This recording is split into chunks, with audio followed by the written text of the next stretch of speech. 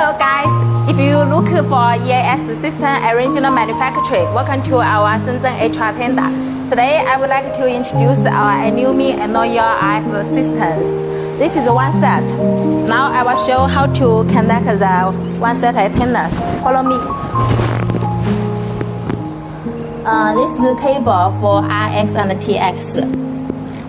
Plug here to the position for out.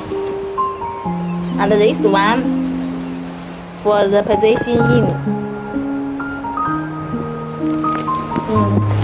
Then for this receiver antenna, plug the in. Then power on. 暂停，我来 assistant。